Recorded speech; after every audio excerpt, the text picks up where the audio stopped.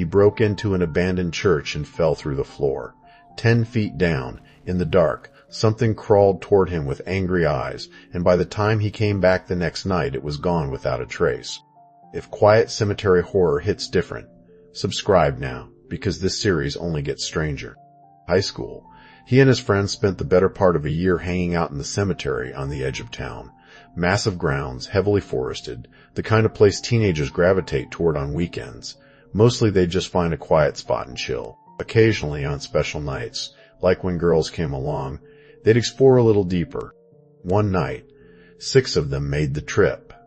Him, his 2 best friends, 3 girls from class, including one he'll call Jane, who he liked considerably more than she liked him. As the night went on, Jane wanted to explore the surrounding woods. Everyone else was against it, too dark, too large, genuinely risky. But when the girl you like wants to walk into dark woods with you, you don't think twice. His friends played wingman, kept Jane's friends occupied. He and Jane headed into the trees. She was acting strange, talking about rituals, dead souls, things he mostly just nodded along to. They found graves he'd never known existed back there, ancient and forgotten, names worn illegible, headstones swallowed by moss.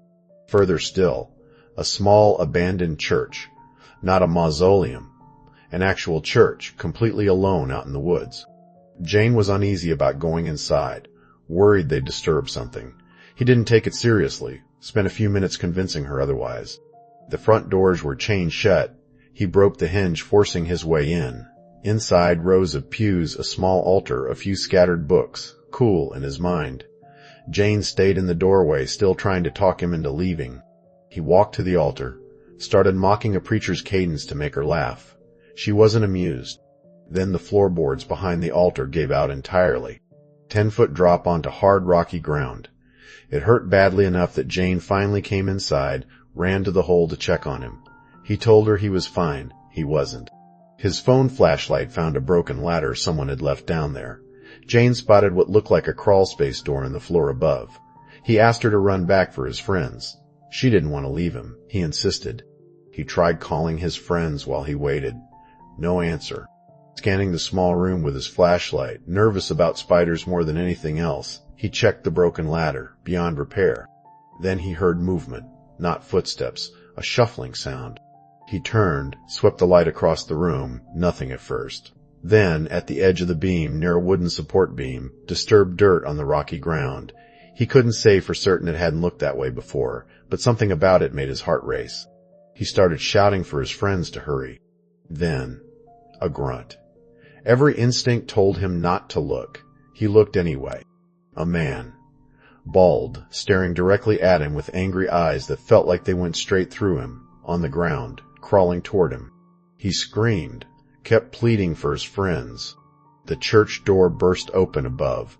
A friend dropped a thick tree branch down the hole. He climbed, the branch cracking under his weight the whole way up, somehow holding until he made it out.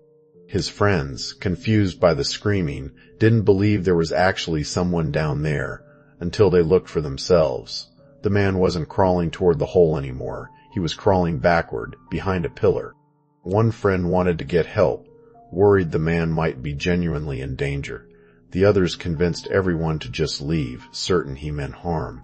As they left, he dropped the tree branch back down the hole, in case the man really did need it to get out. For 2 days, guilt ate at him. He kept imagining they'd left someone to die down there. He went back to the church alone that night. The branch wasn't in the hole anymore. It was lying on the church floor, next to the pews. He shouted down into the pit with a proper flashlight this time. No sign of the man anywhere. Relief came first. He wasn't dead down there. Then genuine terror, close behind it. No explanation for how the man got into a locked, chained church in the first place. No explanation for how he got out. No explanation for where he went. They never went back as a group. He doesn't even live in that town anymore. Next time he visits his parents, he says he might go check the church again. This time, hopefully alone.